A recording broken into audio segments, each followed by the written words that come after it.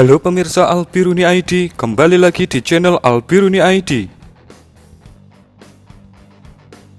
Cina kembali memperlihatkan arogansi militernya meski dunia sedang dianeksasi musuh bersama, yaitu Corona.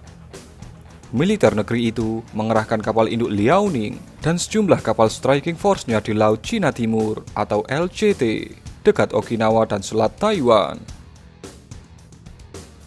Tidak hanya di LCT, tapi juga di Laut Cina Selatan atau LCS, Cina memperlihatkan keangkuhan militernya. Belum lama berselang, kapal nelayan Vietnam diseruduk dan ditenggelamkan di perairan Paracel LCS. Padahal negeri tirai bambu itu belum sembuh benar dari serangan virus mematikan Corona. Pada saat yang sama, kapal induk Amerika Serikat yang sedang bertugas di Pasifik Barat, USS Theodore Roosevelt, ditarik ke Guam. Dan kapal induk yang lain, yaitu USS Ronald Reagan, diistirahatkan di Yokosuka, Jepang. Semua karena ratusan awaknya terkena virus COVID-19. Maka, pertunjukan militer Cina dengan leluasa mengerahkan sejumlah kapal perang ke LCT dan LCS adalah cerminan ambisi militer yang buas. Ketika ditinggal payung dua kapal induk Amerika Serikat yang ditaklukkan COVID-19, betapa terasa telanjangnya LCT dan LCS. Artinya, Cina memang hanya sepadan lawan Amerika Serikat. Kombinasi seluruh kekuatan militer di Asia Tenggara tidak dianggap gahar, alias gak nendang bagi Cina.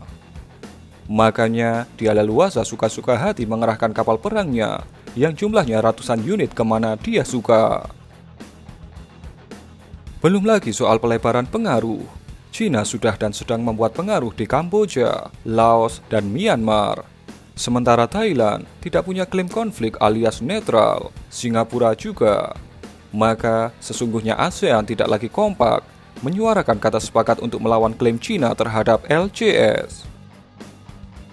Sopan santun militer dan ikut bersimpati atas tragedi wabah corona yang diawali dari Cina yang melanda dunia saat ini tidak diperlihatkan Cina.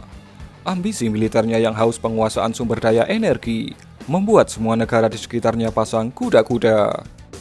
Maka, bagi Indonesia, persiapan pasang kuda-kuda adalah mempercepat perolehan alutsista yang berdaya gebuk besar. Misalnya, untuk Angkatan Laut, Ever Class, dan melanjutkan program Marta Dinata Class Batch 2. Untuk Angkatan Udara, percepat proses jet tempur F-16 Viper. Fokus itu saja dulu, karena memang sudah jauh-jauh hari dipersiapkan. Selama 5 tahun ini, tidak ada penambahan alutsista strategis jet tempur dan KRI Striking Force. Yang ada hanya kedatangan alutsista dari proses rezim sebelumnya.